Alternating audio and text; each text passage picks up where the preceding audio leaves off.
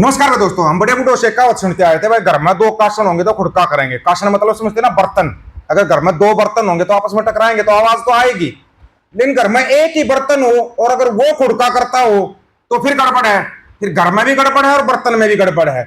वही हाल है देश के अंदर। चाहे आप उसको बीजेपी कह लो या आरएसएस कह लो या कांग्रेस कह लो, कुछ भी कह लो, अगर वो अकेली खुड़का कर रही है तो गड़बड़ है भाई। फिर घर में भी गड़बड़ है और उस बर्तन में भी गड़बड़ है। दूसरी जो सबसे बड़ी बात है, एक बात आज पंजाब पुलिस वालों को बोलना चाहेंगे हम। भाई पंजाब पुलिस वालों, हरियाणा में पैदा हुआ, हरियाणा में पड़ा बड़ा, कभी देखा नहीं, पंजाब को नहीं देखा, पंजाब के अंदर कभी गए नहीं, पंजाबी कभी सीखे नहीं। लेकिन मेरे को इतना प्यार है सिखों से और सिक्खी से। आप लोग तो पंजाब में पैदा हुए और पंजाब पुलिस में भर्ती हुए हो। आप लोग इतना अत्याचार क्यों करते हो पंजाब के लोगों के ऊपर? आप सिखों को पैर पकड़ पकड़ कर जमीन पर घसीटते हो। कभी आपके मन के अंदर ये नहीं आता कि ऊपर जाकर गुरु साहिब को क्या जवाब दोगे आप लोग? कभी मन में नहीं आता आपके में। थोड़ी बहुत भी इंसानियत नहीं बची। मतलब नेताओं के इतने बड़े गुलाम हो गए आप। भाई कांग्रेस की सरकार, उसने जो आदेश दिया वो कर दिया। बीजेपी की सरकार, उसने आदेश दिया वो कर दिया। बादलों की सरकार का आदेश मान लिया, झाड़ू की सरकार का आदेश मान लिया। कभी तुम्हारा जमीर नहीं जगता, कभी नहीं जगे आज तक तुम्हारा जमीर। लगता नहीं तुम्हारा जमीर कभी जगेगा जी। दूसरी तरफ शिक्षा ले लो, कर्नाटक के प्रियांश खड़गे से जो आरएसएस के पीछे लगा हुआ है। शिक्षा ले लो ब्रिटेन से, जो नाद होगा आरएसएस के पीछे लग गई।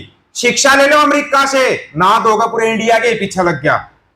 आपको कहां कहां तक बताएं, लेकिन मेरे को लगता है आपके कोई अंतरात्मा बची होगी अगर आप लोग इतना अत्याचार करे हो। सबसे पहले आज का सवाल, पहले वाला सवाल आपने सुन लिया था। आदि ग्रंथ साहिब की लिखाई मुख्य रूप से किसने की थी? आदि ग्रंथ साहिब समझते हो ना, गुरु अर्जन देव जी द्वारा। बाबा बुड्ढा जी, भाई गुरदास जी, भाई मणि सिंह जी, भाई बाला जी।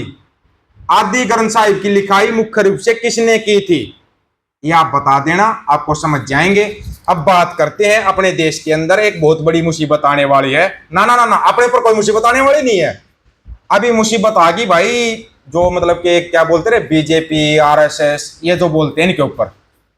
बात करेंगे पंजाब की भी, लेकिन इनके ऊपर ऐसी मुसीबत आएगी सोचा नहीं था, कभी नहीं सोचा हमने तो। आरएसएस पर विदेश में चला डंडा, ब्रिटेन में जांच, माफी तक मांगनी पड़ी।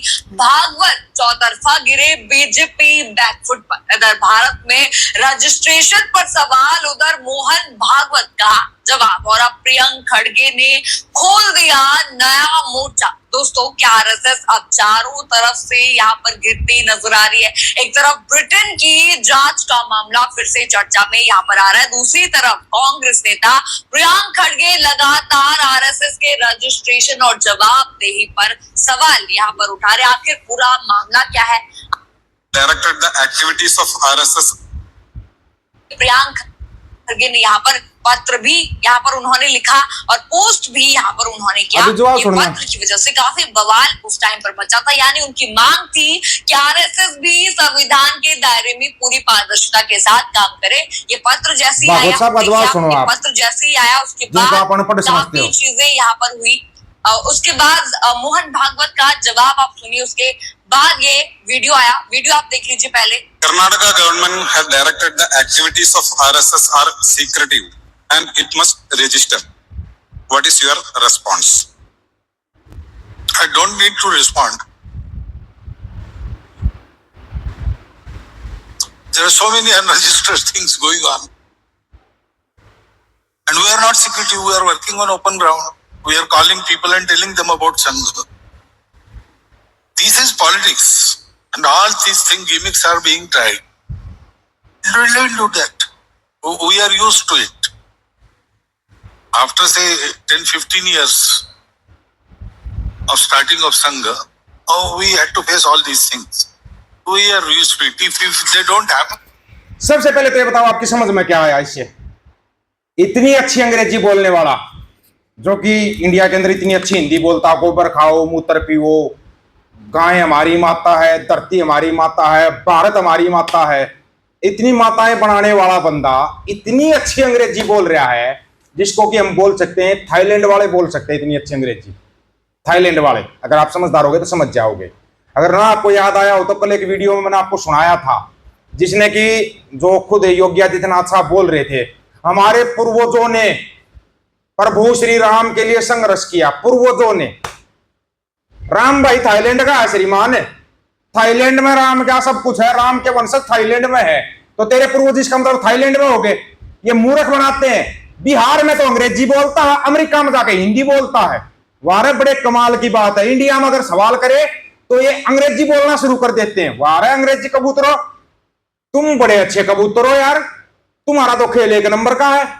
बाहर अगर कोई बोले तो your emergency, your emergency, your emergency, बस।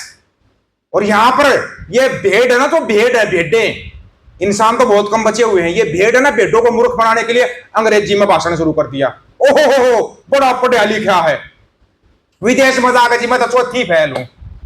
वहां नॉर्वे की पत्रकार पूछ रही है, बोला कोई मोगली की डिग्री के बारे में मेरे को बता सकता है क्या? बता दो ना उसको। वह मांग रही, डिग्री मांग रही, वह तुम्हारी दे सकते हो डिग्री?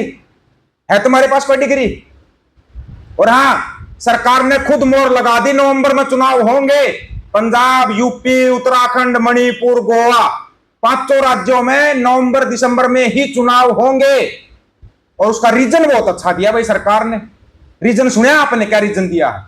रीजन इतना अच्छा दे रहे हैं, बोला जी फरवरी में मतगणना होनी है पूरे देश की, जनवरी में करा लो इलेक्शन, नवंबर दिसंबर में इलेक्शन क्यों है? नंबर 1 बात, विपक्ष को मौका ना मिले। नंबर 2 बात, सर चला हुआ है इसका, अगर किसी की वोट कट भी गई, वो अप्लाई करेगा तो आचार संहिता लग जाएगी। समझ रहे हो पूरे खेल को, या नहीं समझ में आ रहा? नहीं समझ में आ रहा तो आपकी जिंदगी में कभी समझ में भी नहीं आएगा। ये है इनका असली खेल और असली रूप इनका। ब्रिटेन बोल रहा है भाई, ले तारा डाटा निकाल के दो, दे दो ना ब्रिटेन को डाटा। ब्रिटेन को तो पता है आरएसएस का असली मतलब क्या होता है। आरएसएस का असली मतलब होता है रॉयल सीक्रेट सर्विस, जो महारानी एलिजाबेथ के लिए काम करती थी, वो है आरएसएस। फिर मतलब पलट दिया यहां पे, नाजी नाजी नाजी, आरएसएस का मतलब रॉयल सीक्रेट सर्विस नहीं होता, यहां पर और ही कुछ रख दिया। कमाल की बात है। राष्ट्रीय स्वयं सेवक संघ अपने आप ही राष्ट्रीय बन गए, खुद के सेवक बन गए। बड़े कमाल की बात है। क्या खेल चल रहा है इंडिया के अंदर ये? अबे कौन से खुद के सेवक हो तुम? गोबर मूत्र की पैदावार कहीं कभी दिमाग ही नहीं लगाया। और सबसे बड़ी बकवास की इस देश के अंदर कांग्रेस ने क्यों नहीं इनके ऊपर प्रतिबंध लगाया? अब तुम इनके कागज मांग रहे हो, पहले कहां थे? तुम्हारा ही तो राज था, कागज कहां, क्यों नहीं मांगे तुमने?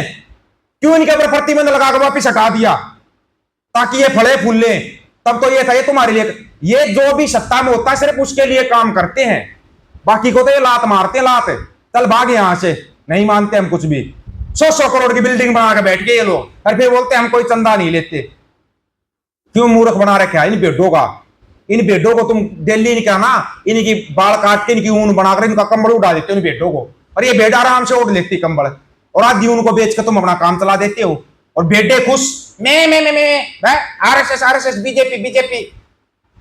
कमाल की बात है, तुम्हारी समझ में कुछ नहीं आ रहा। बीजेपी, कांग्रेस, आरएसएस, तीनों को मिक्स कर दो भाई, एक ही चीज बनती है, रॉयल सीक्रेट सर्विस।